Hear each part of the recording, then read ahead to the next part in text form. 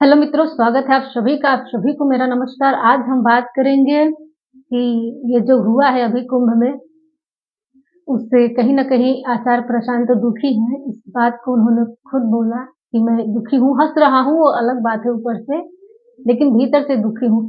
जब भी इंसान भीतर से दुखी होता है तो ऊपर हँसने की कोशिश ज़रूर करता है। दुखी होना चाहिए, जो भी सत्य के मार्ग पे है उसका विरोध हो रहा है। कहीं न कहीं ये अच्छी भी बात है कि और ज़्यादा बातें सुनी जाएँगी कि विरोध हो रहा है, क्योंकि जो विरोध जब तक आपका नहीं हुआ इसका मतलब आप सत्य नहीं बोल रहे हैं, सत्य बोल रहे हैं इसका मतलब विरोध होगा। और कुंभ में भीड़ क्यों लग रही है आज इस पे बात करेंगे खास तौर से। देखिए, जितने भी कुंभ में आए हुए हैं, संत के रूप में या भक्त के रूप में जितने भी आदमी गए हुए हैं, देखिए कहीं न कहीं वो खुद की खोज में, ईश्वर की खोज में, सत्य की खोज में कहीं न कहीं वो अभी भी भटक रहे हैं, उनको मिला नहीं है। इस बात का प्रमाण ये है कि वो कुंभ में जा रहे हैं नहाने, कि वहाँ पे अमृत एक बूंद गिरा है, उसको खोजूँ, नहाऊँ, मोक्ष की प्राप्ति। अभी ये सिद्ध होता है कि उनको मोक्ष की प्राप्ति नहीं हुई है, इसलिए वो कुंभ में जा रहे हैं। क्योंकि जो भी चीज़ें सनातन में बताई गई है कि कुंभ में एक बूंद अमृत गिरा था, वहाँ पे नहाने से मोक्ष की प्राप्ति होती है। यही सिखाया गया है, यही बताया गया है।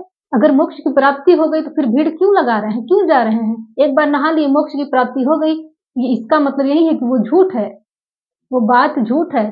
कोई मोक्ष की प्राप्ति नहीं होती है वहाँ नहाने से। अगर होती तो आप नहा लेते तो आपको मुक्ति मिल जाती। फिर 12 वर्ष में एक बार जाने की आवश्यकता क्या है?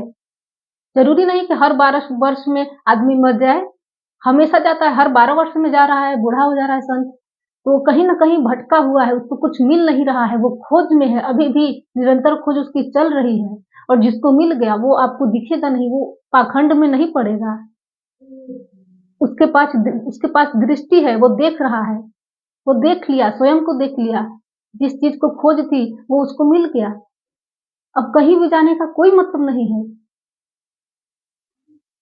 तो साबित यही होता है कि उनको कुछ नहीं मिला, वो भटके हुए हैं, उनकी खोज चल रही है, अभी जारी है। लेकिन ये बात वो मानने को राज़ी नहीं होंगे। उनसे पूछिए, नहीं मानेंगे कि नहीं मैं नहीं जानता हूँ, वो बोलेंगे कि मैं जानता हूँ। क्यों? क्योंकि वो नहीं जानते हैं इसलिए बोल रहे हैं। जानते तो वो आपको वहाँ मिलते ही नहीं, भीड़ का हिस्सा बनते ही नहीं, कोई मतलब नहीं है। बस इसीलिए भीड़ लगती है। आदमी मूर्छित है, निरंतर कहीं न कहीं खोज रहा है, भटका हुआ है, मन शांत नहीं है, कहीं न कहीं कुछ चाहिए, शांति चाहिए, किसी को मुक्ति चाहिए, किसी को ईश्वर चाहिए, कुछ चाहिए। जब तक आपकी चाहत खत्म नहीं हो जाती, आपको मिल ही नहीं सकता कुछ भी। आप भटके हुए हैं, परेशान हैं, इसलिए कुछ नहीं मिल रहा है। आप शांत हो जाइए, मौन हो जाइए, बैठ जाइए, आपको चीज़ें मिली हुई है, मतलब मिली हुई है, आप जान नहीं रहे हैं, बस बात इतनी सी ही है। तो मैं खोज में हूँ, मैं बोल रही हूँ कि हाँ, मैं खोज में हूँ, अभी भी मैं खोज में हूँ। बस वही चीज़ आपको बताऊँगी कि आप भी खोजिए, जिसको मिल जाएगा वो बता देगा, अपना अनुभव शेयर कर देगा।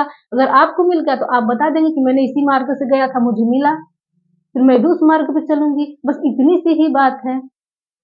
तो मार्ग उलझाने की क्या ज़रूरत है? देखा जाए तो फिर धंधा हुआ एक तरह से, झूठ बोल रहे हैं साधु संत, वहाँ पे साधु संत जैसा कोई भी नहीं है, सब ड्रामेबाज हैं कहीं न कहीं।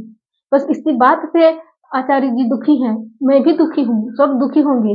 जिसके पास थोड़ी भी बुद्धि होगी, वो विश्वास नहीं करेगा किसी भी चीज़ पे, वो खोजेगा ही। जो चीज़ मानी जा मतलब जो आप मान लिए फिर आपकी खोज बंद हो गई, वो सब माने हुए हैं, ईश्वर पे विश्वास किए हुए हैं। ईश्वर है, विश्वास है। तो विश्वास का ईश्वर झूठा होगा ना, हर धर्म में सबका ईश्वर अलग होता है।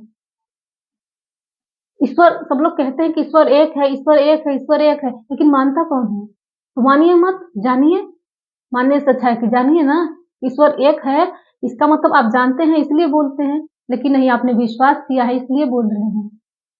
एक कुत्ते का भगवान अगर उसके पास बुद्धि होती तो कुत्ते का भगवान कुत्ता होता, बिल्ली का भगवान बिल्ली होता। ये आचार्य रजनीश जी ने बोला है ये बात कि हिंदू का मुसलमान हिंदू होता है, मुसलमान का भगवान मुसलमान होता है, सिख होता है, ईसाई का ईसाई होता है, तो ऐसे ही भगवान लोग माने हुए हैं, जानते नहीं हैं।